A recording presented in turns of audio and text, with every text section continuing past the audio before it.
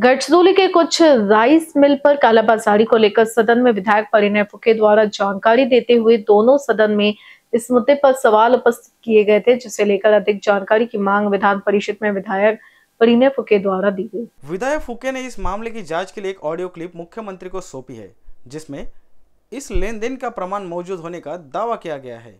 इस audio clip को forensic जांच के लिए भेजा जाएगा और जांच पूरी होने के बाद पुलिस कानूनी कार्रवाई करेगी। फुके ने यह भी दावा किया कि गढ़चिरौली जिले के 100-150 राइस मिलों में से 7 विशेष राइस मिल संदेह के घेरे में है। उन्होंने आरोप लगाया कि 2 दिन पहले एक राइस मिल कार्यक्रम में एक एजेंट ने पैसे की मांग की थी। यह घटना राइस मिल सेक्टर में बड़े भ्रष्टाचार की ओर इशारा करती है, जिसे सरकार और प्रशासन को गंभीरता से लेना चाहिए। फुके के इस खुलासे के बाद राजनीतिक गलियारों में हड़कंप मच गया है। हालांकि विपक्ष दलों की ओर से अभी तक कोई प्रतिक्रिया नहीं आई है। अब सबकी नजरें इस पर टिकी है कि मुख्यमंत्री और जांच एजेंसियां इस मामले पर क्या कदम उठाएंगी और क्या विधानसभा में उठने वाले प्रश्नों से जुड़ा यह कथित भ्रष्टाचार उजागर होगा।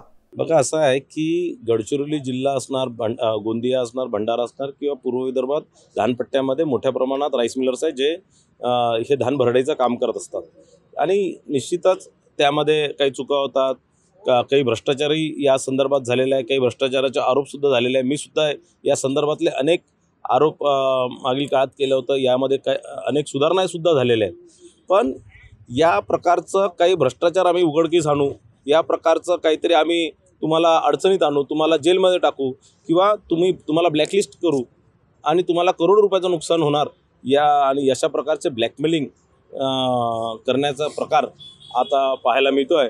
आणि 2 दिवसाआधी एक एलक्यू विधानसभेमध्ये लागली होती या संदर्भात आणि त्यानंतर काल लक्षवेधी या संदर्भात विधान परिषदेमध्ये लागली आणि निश्चितच यामध्ये मोठ्या प्रमाणात ब्लॅकमेलिंग करण्याचा, खंडणी मागण्याचा प्रकार या प्रकरणात झाला होता। काल विधान परिषदेमध्ये ही ज्यावेळेस लक्षवेधी लागली त्या जस्ट आधी मला संबंधित राईस मिलरने ऑडिओ क्लिप आणि व्हिडिओ क्लिप आणून दिले, ज्यात एक राजकीय पुढाऱ्याच्या, एक राजकीय नेत्याचे जे उजवे हात आहे आणि डावे हात आहे त्यांची एक ऑडिओ क्लिप आणि व्हिडिओ क्लिप माझ्यापर्यंत आणून दिली आणि त्या संदर्भात त्या ऑडिओ क्लिप आणि व्हिडिओ क्लिपमध्ये त्या लोकांचे संभाषण आहे, त्याला धमकून राहिले की तुम्ही आमच्या पक्षाचं काम नका करू किंवा तुम्ही आमच्या पक्षात काम नका करू किंवा विधानसभेमध्ये तुम्ही आमच्या पक्षाचं काम काय केलं, तुम्ही आमचं काय केलं आणि त्या संदर्भातलं पैशाचंही देवाणघेवाणच्या संदर्भात त्यांनी त्यात भाष्य केलेलं आहे। आणि निश्चितच व्हिडिओ क्लिपमध्येही संबंधित नेत्याचे उजवे हात किंवा डावे हात जे असतात ते त्या राईस मिलर्सच्या कार्यालयात गेले, त्यांच्याकडे पैशाची मागणी केली, पैसे घेण्याकरता ते गेले होते, पण त्या राईस मिलरने त्यांना पैसे दिले नाही आणि मग पैसे दिले नसल्यामुळे ही एलक्यू लागली असा माझा समज आहे।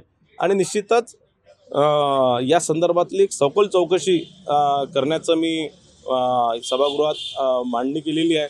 या संदर्भातलं एक ऑडिओ क्लिप आणि व्हिडिओ क्लिपची एक कॉपी मी माननीय फडणवीस साहेबांना दिली आहे।